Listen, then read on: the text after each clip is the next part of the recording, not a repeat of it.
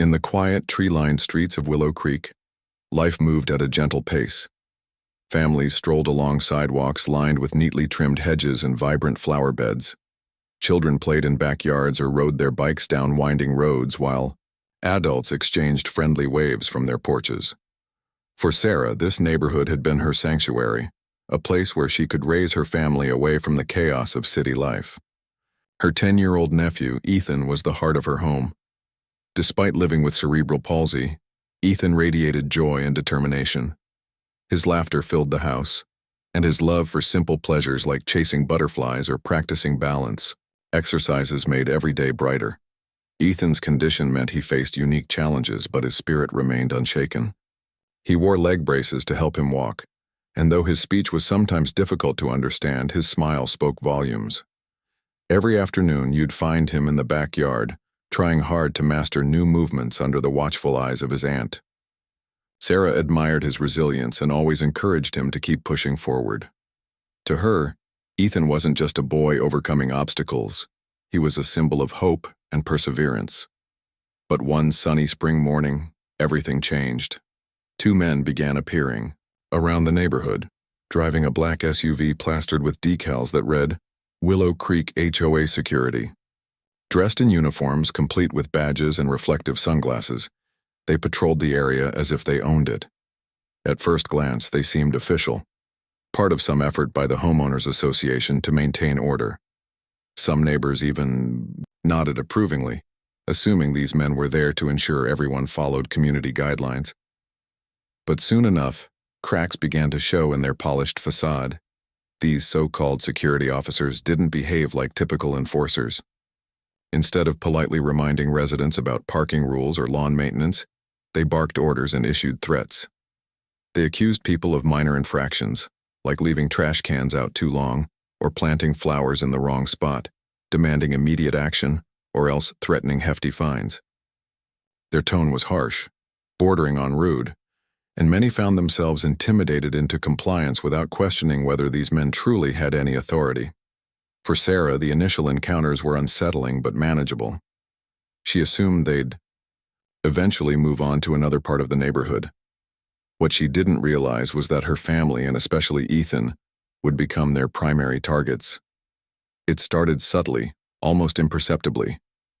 One afternoon, while Ethan practiced walking along the edge of the driveway, his foot accidentally kicked over a small flower pot placed near the fence. The pot shattered, scattering soil across the communal pathway. Before Sarah could rush outside to clean it up, the black SUV screeched to a halt beside her house. Out stepped the two men, their expressions stern and judgmental. "You need to control your kid," one of them snapped, pointing at Ethan. "This is private property damage. You're lucky we don't report you right now." Ethan froze, his wide eyes locked on the strangers towering over him. He tried to explain what happened, but his words came out halting and unclear due to his speech impairment.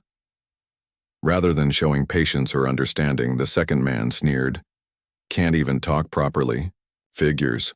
Sarah hurried outside, her heart pounding. "Excuse me," she said firmly, stepping between them and Ethan. "He didn't mean to knock it over. I'll clean it up right now." But instead of letting her handle the situation, the men doubled down. "Teach your kid to respect other people's property," the first officer growled before turning back to Ethan. "And next time, maybe stay off the sidewalk altogether."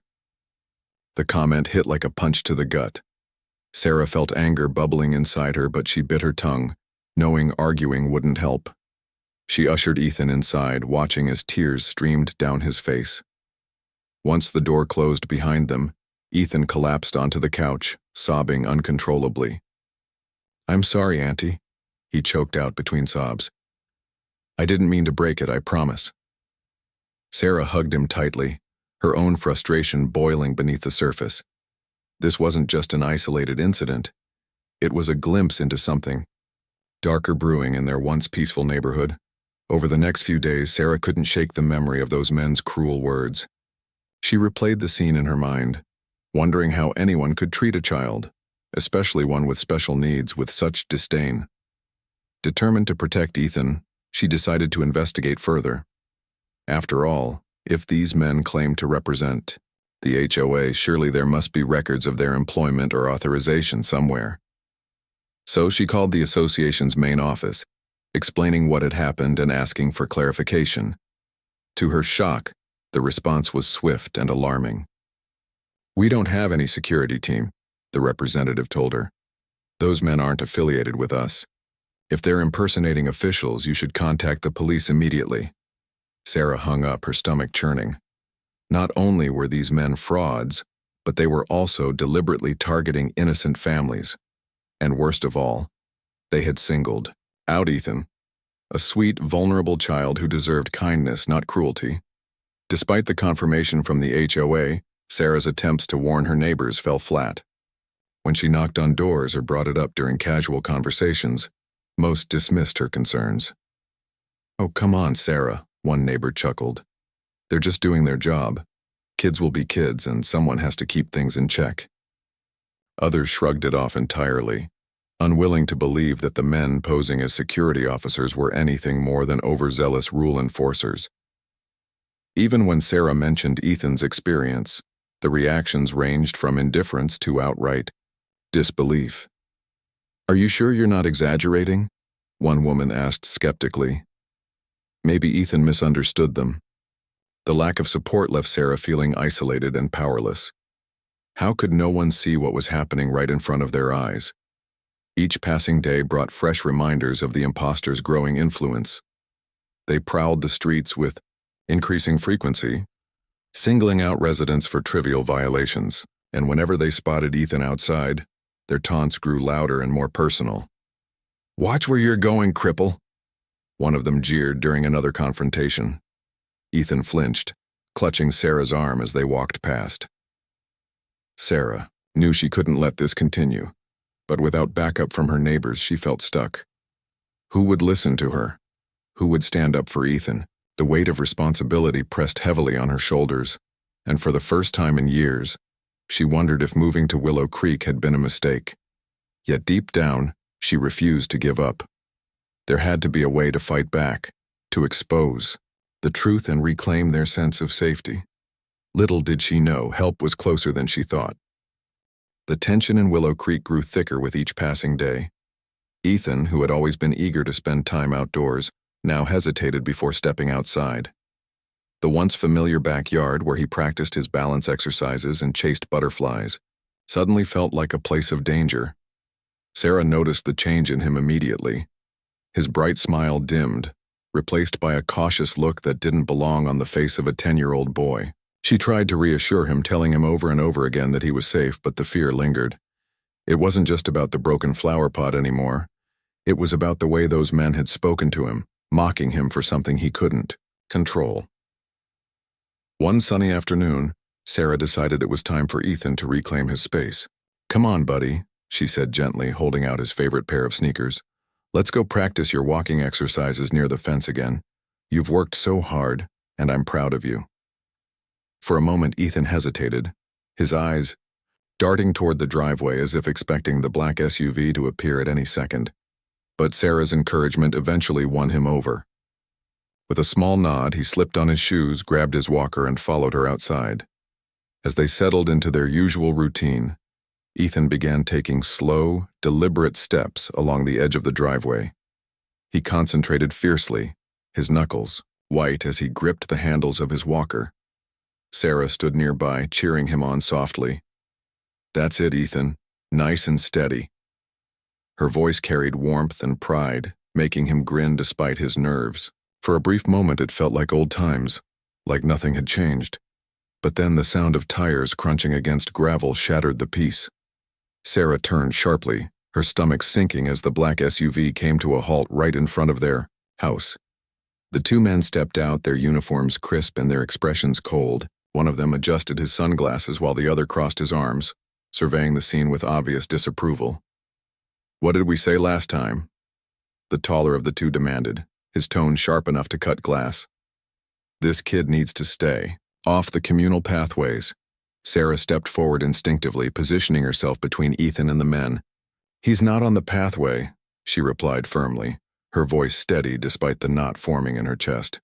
He's practicing his exercises here in our own driveway. There's no rule against that." Her words were met with a dismissive scoff. The shorter man leaned closer, sneering down at Ethan. "Yeah, well, maybe if he could walk properly, he wouldn't keep causing problems for everyone else." Ethan froze, his grip tightening on the walker. His breathing quickened, and his cheeks flushed red with embarrassment. Sarah felt her anger flare, but she forced herself to remain calm for Ethan's sake. "That's uncalled for," she shot back, her voice rising slightly. "He's doing his best, and he's not bothering anyone. If you have an issue, take it up with the HOA, not us." The men exchanged smug glances, clearly enjoying the power they wielded over the situation. "Oh, we're already in touch with the HOA," the taller one lied smoothly. "And they agree, this kind of behavior isn't acceptable. Maybe you should teach him some manners before someone gets hurt." The insinuation hung heavy in the air, a thinly veiled threat disguised as concern. Ethan's hands trembled on the walker, and Sarah could see tears welling up in his eyes.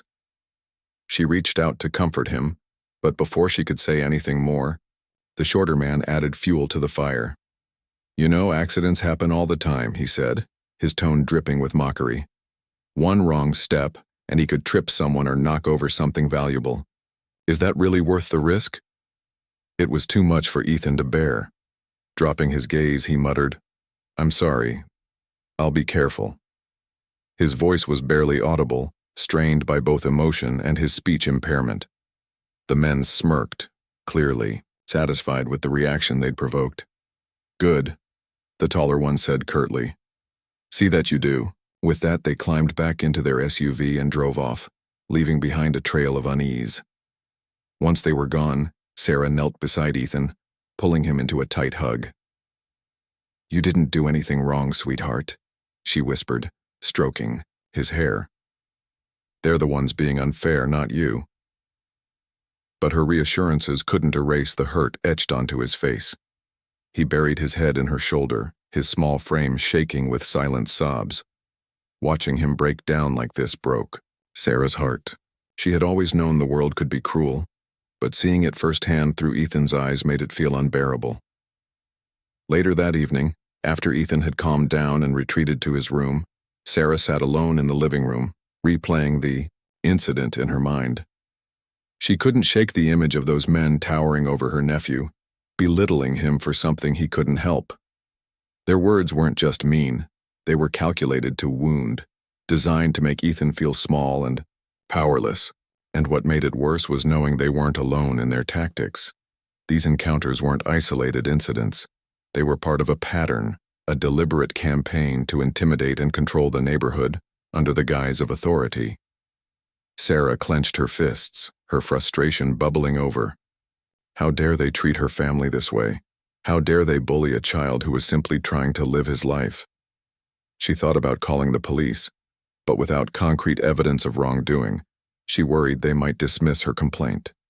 Besides, even if the authorities took action, it wouldn't undo the damage already done to Ethan's confidence.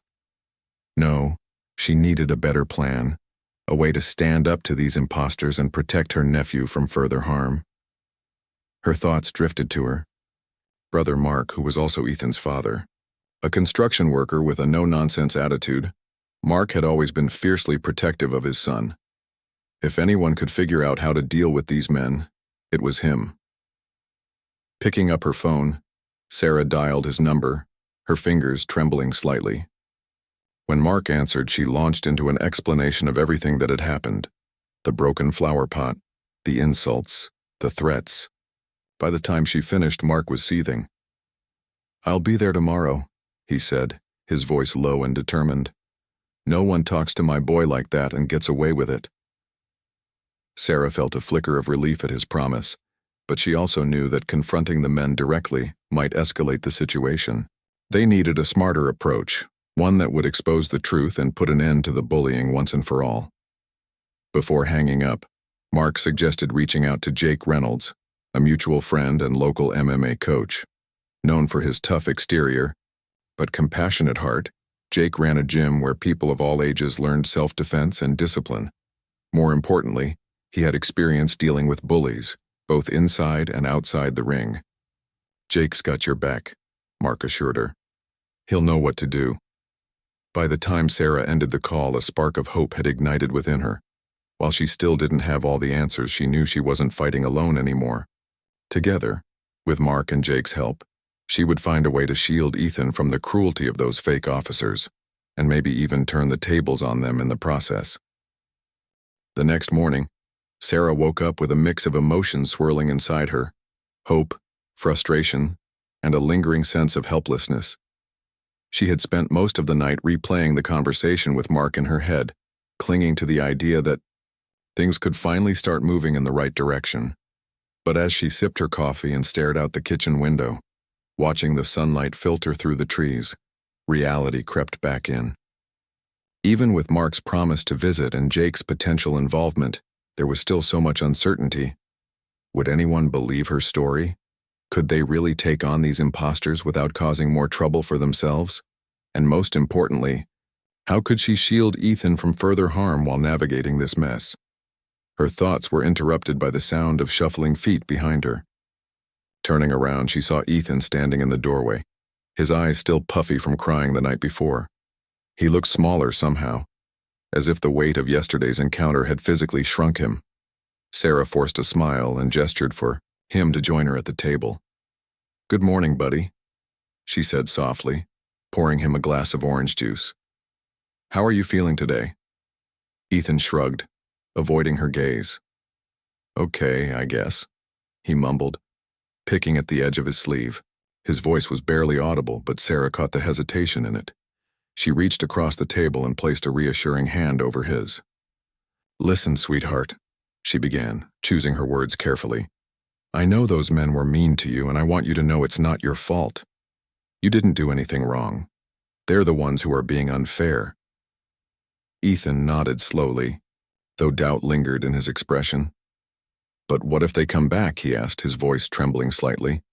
"What if they get mad again?" Sarah hesitated, unsure how to answer. She wanted to promise him that everything would be okay, but she didn't want to make empty assurances either. Instead, she leaned closer and said, "We're going to figure this out together, okay? Uncle Mark is coming to help us, and we might even talk to Coach Jake. He's really good at helping people stand up for themselves. We're not going to let them scare us anymore." Ethan's eyes lit up slightly at the mention of Jake. Though he'd only met him a few times, Jake's larger-than-life personality and easygoing nature had left a lasting impression on him. To Ethan, Jake wasn't just a martial arts instructor. He was a superhero in sweatpants. The thought of having someone like Jake on their side brought a flicker of hope to his face, and Sarah felt a small wave of relief wash over her. Later that afternoon, Mark arrived, his truck rumbling into the driveway with a familiar clatter. Tall and broad-shouldered, with a scruffy beard and a no-nonsense demeanor, Mark exuded strength and confidence. As soon as he stepped inside, he pulled Ethan into a tight hug, ruffling his hair affectionately. "Hey there, champ," he said, his voice warm but firm. "I heard about what happened, and I'm here to make sure nobody messes with you ever again." Ethan managed a weak smile, though his eyes betrayed his lingering fear. Mark noticed it too, and his jaw tightened. Sitting down at the kitchen table with Sarah, he listened intently as she recounted every detail of the incidents: the broken flower pot, the insults, the threats, and the dismissive reactions from their neighbors. By the time she finished, Mark's hands were clenched into fists, his knuckles white with suppressed anger. "These guys are cowards," he growled, shaking his head in disbelief. "Picking on a kid with special needs? That's low, even for bullies. We need to shut them down, and fast." Sarah nodded in agreement, but she also voiced her concerns. "I called the HOA and they confirmed these guys aren't legit, but when I tried telling the neighbors, no one believed me. It's like they don't want to rock the boat or admit something's wrong." Mark frowned, leaning back in his chair. "That's the problem with places like this," he muttered. "Everyone's so focused on keeping up appearances that they ignore the real issues. But we can't rely on them to step up. If we want justice, we'll have to handle it ourselves." It was then that Sarah brought up Jake Reynolds. She explained how Mark had suggested reaching out to him, hoping his expertise in self-defense and conflict resolution might provide some guidance. Mark immediately perked up at the mention of Jake's name. "Jake's a smart guy," he said with a nod. "If anyone can figure out how to deal with these jerks, it's him. Let's call him right now." A short phone call later, Jake agreed to meet them at his gym the following day. Known throughout Willow Creek for his tough love teaching style and unwavering support for his students, Jake ran a modest but thriving martial arts studio tucked away in a quiet corner of town. Inside, the walls were adorned with motivational posters and framed photos of past competitions, while the air carried the faint scent of sweat and determination. When Sarah, Mark, and Ethan walked in the next afternoon, Jake greeted them with a warm smile and an open handshake. "Thanks for coming, Jake," Sarah said gratefully, glancing at Ethan, who stood quietly beside her. "We really need your help." Jake's expression softened as he crouched down to Ethan's level. "Hey there, little man," he said, his tone gentle but encouraging. "I hear you've been dealing with some tough stuff lately. Want to tell me about it?" Ethan hesitated for a moment, then nodded shyly. With Sarah's prompting, he recounted the encounters with the fake officers, his voice growing stronger as he spoke. Jake listened attentively, his brow furrowing with concern. When Ethan finished, Jake gave him a reassuring pat on the shoulder. "You're braver than you think, kiddo," he said with a grin. "And don't worry, we're going to teach you how to handle bullies like these guys. No one gets to push you around, okay?" Ethan's eyes widened in surprise. "Really?" he asked, his voice tinged with hope. Jake chuckled, standing up to address the adults. "Absolutely. But it's not just about fighting back physically, it's about building confidence and learning how to stand your ground. That goes for all of you." Over the next hour, Jake outlined a plan. He suggested starting with basic self-defense training for Sarah and Ethan, focusing on techniques that emphasized awareness, de-escalation, and assertiveness. For Ethan, whose mobility challenges limited certain physical movements, Jake proposed alternative strategies such as using verbal commands and body language to project confidence. He also recommended documenting every interaction with the imposters, whether through written notes or video recordings, to create a solid case against them. As they discussed the plan, Sarah felt a renewed sense of purpose. For the first time, since the ordeal began, she had allies, people who genuinely cared about protecting her family and holding the imposters accountable. Mark chimed in with practical advice, suggesting they reach out to local news outlets if necessary to shine a spotlight on the issue. If enough people see what's happening, he reasoned, the HOA won't be able to ignore it anymore. By the end of the meeting, Ethan seemed visibly brighter, his earlier anxiety replaced by cautious optimism. As they left the gym, Jake called after them. "Remember, courage isn't about never being scared. It's about facing your fears anyway. You've got this." Back home, Sarah and Mark sat down to strategize further. They decided to set up a neighborhood watch group, discreetly gathering evidence of the imposters' activities and sharing their findings with trusted friends. At the same time, they encouraged Ethan to practice the skills Jake had taught him, reinforcing the message that he had the power to stand up for himself. Slowly but surely, they were laying the groundwork for a fight that would change everything, not just for their family, but for the entire community. Though the road ahead remained uncertain, one thing was clear. Sarah, Mark, and Ethan were no longer alone. With Jake's guidance and their newfound resolve, they were ready to take on the imposters and prove that kindness and courage could triumph over cruelty. The following week marked the beginning of a new chapter for Sarah, Ethan, and their family.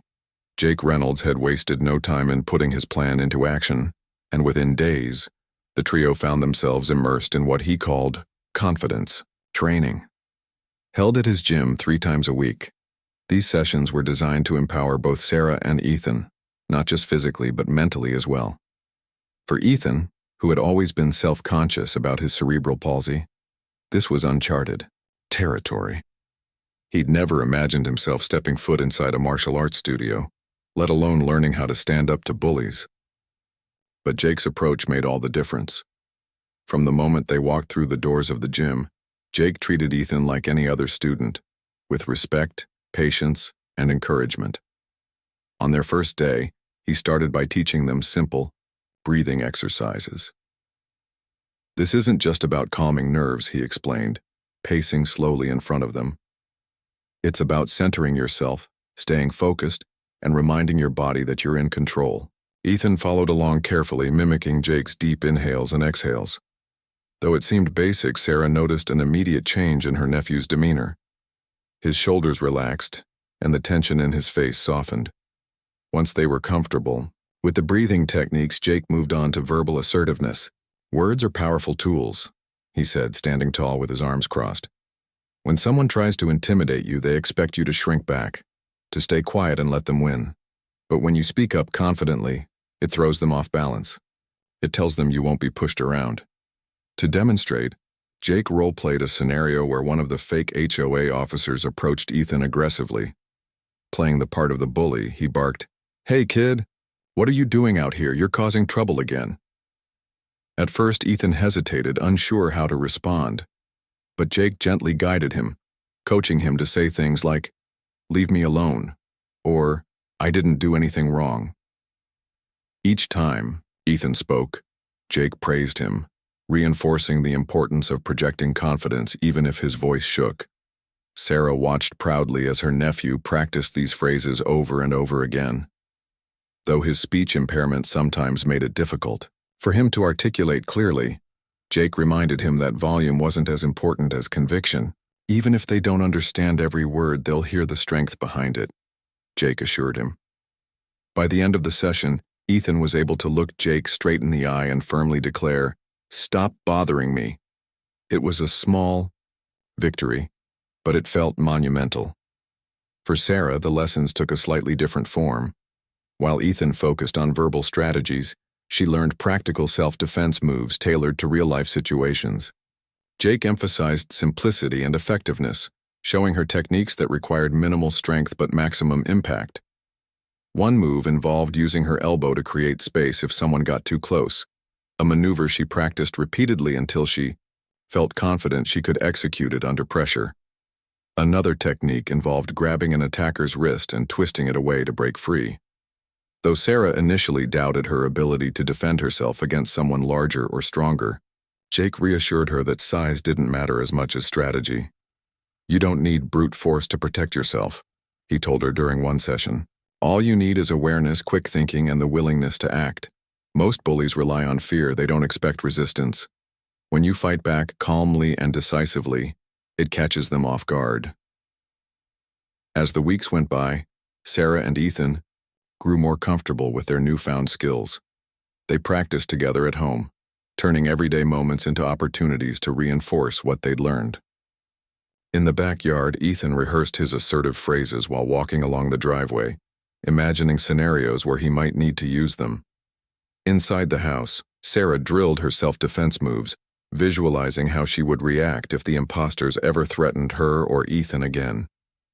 Slowly but surely, their confidence began to grow. But perhaps the most transformative aspect of Jake's training wasn't the physical or verbal techniques, it was the mindset shift he instilled in them.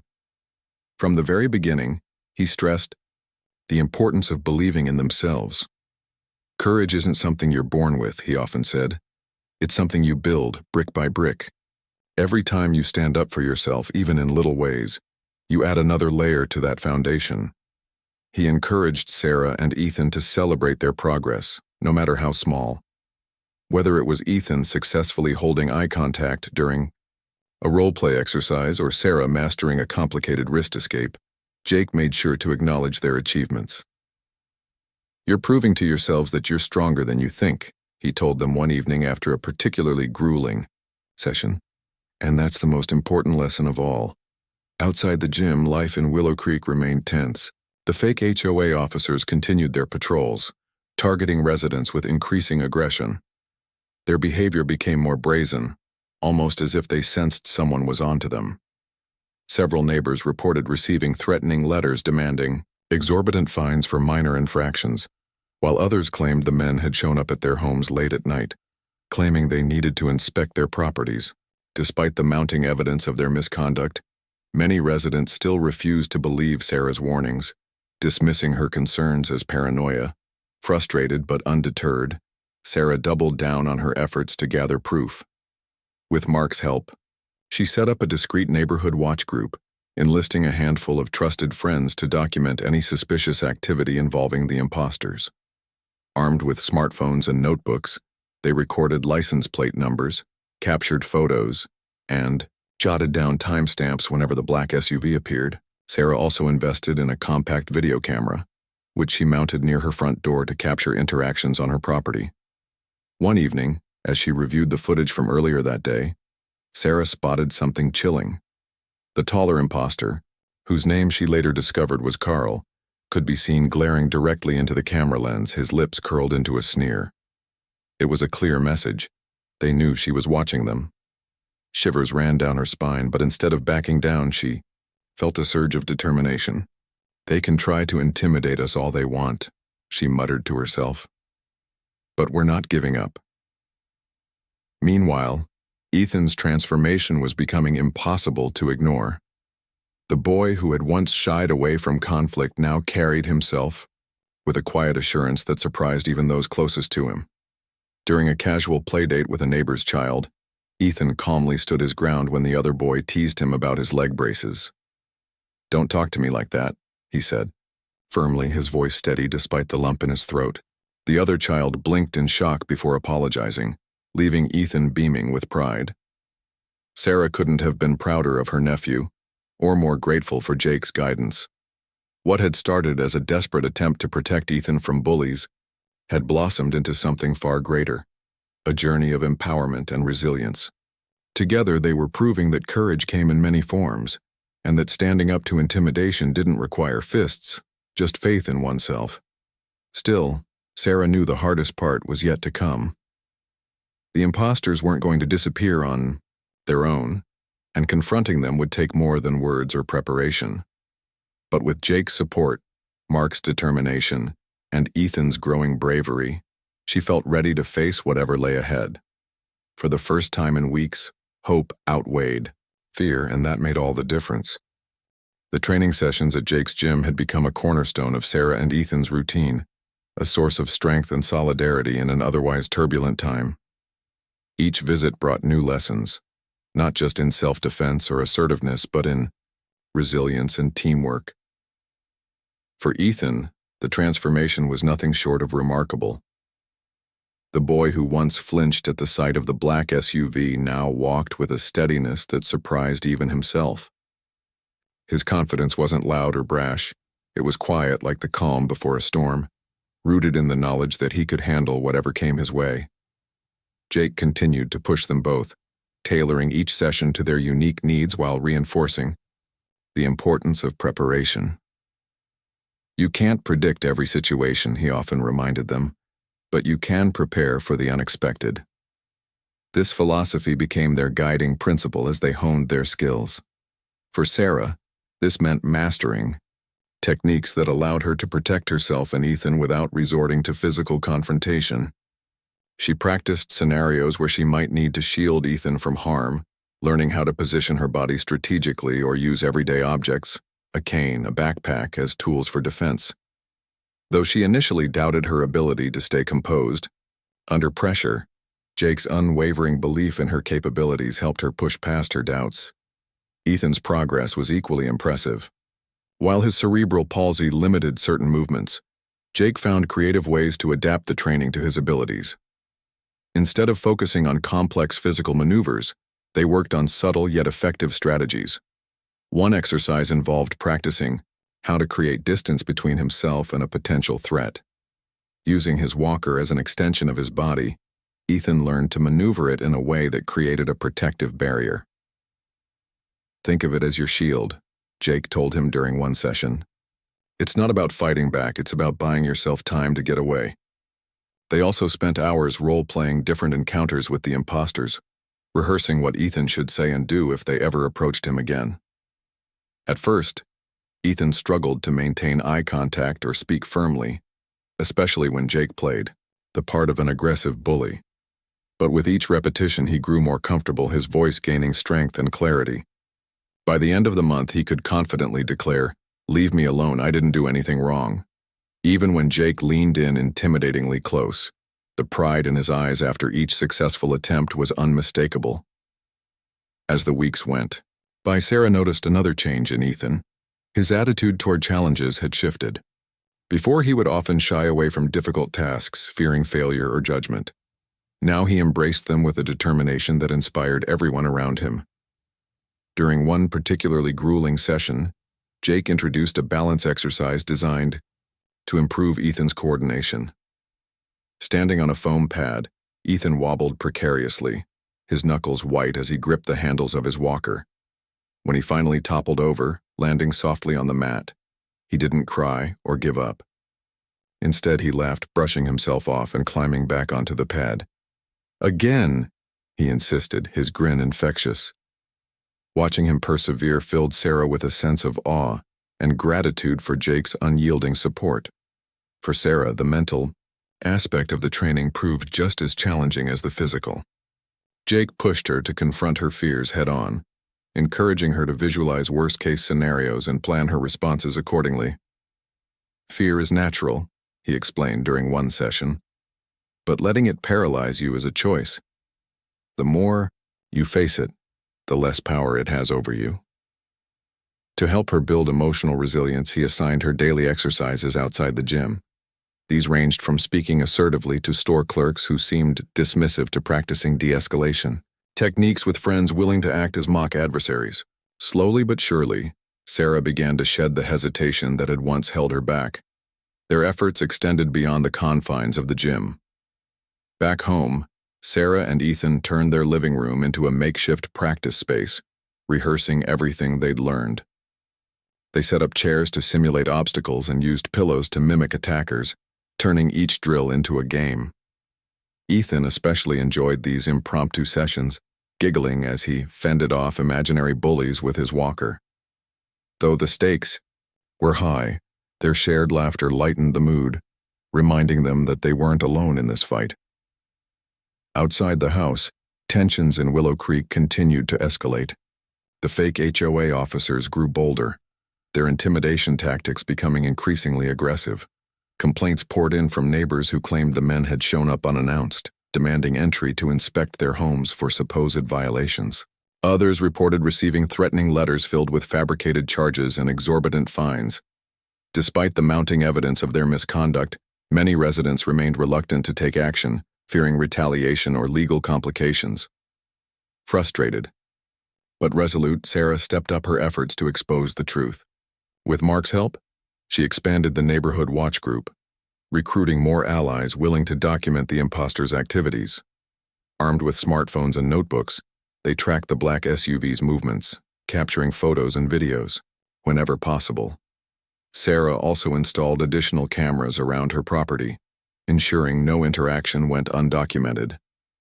The footage she gathered painted a damning picture of the men's behavior, from their sneering expressions to their blatant disregard for personal boundaries. One evening, as Sarah reviewed the latest recordings, she spotted something alarming. In one clip, the shorter imposter, whose name she later identified as Greg, could be seen lingering near her mailbox, rifling through its contents. When he noticed the camera trained on him, he glared directly into the lens, his lips curling into a menacing smirk. It was a clear message. They knew she was watching them. Yet instead of feeling intimidated, Sarah felt a surge of defiance. "Let them try to scare us," she muttered under her breath. "We're ready." Mark echoed her sentiment during their nightly strategy meetings. Together, they compiled the evidence into a comprehensive dossier, complete with timestamps, photos, and witness statements. Their goal was simple: to present an irrefutable case to local law enforcement and force the imposters to answer for their actions. But they also knew timing was crucial. Confronting the men too soon could jeopardize their investigation. Waiting too long risked giving them more opportunities to terrorize the community. In the meantime, Jake continued to prepare Sarah and Ethan for the inevitable showdown. He emphasized the importance of staying calm under pressure, teaching them breathing exercises to steady their nerves in high-stress situations. "When adrenaline kicks in, your instincts will guide you," he said during one session. "Trust what you've learned, and don't second-guess yourself.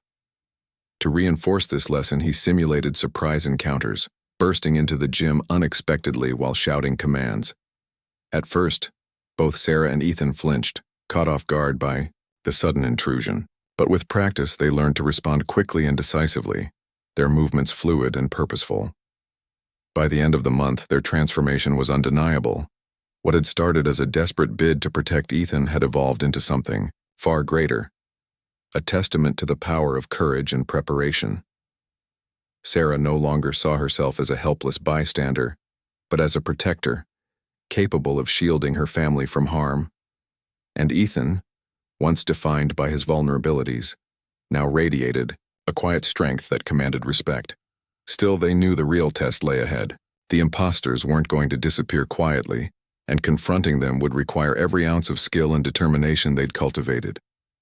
But with Jake's guidance, Mark's resourcefulness, and their own unshakable resolve, they felt prepared to face whatever came next. For the first time in weeks, fear no longer dictated their lives, it fueled their resolve. And that made all the difference.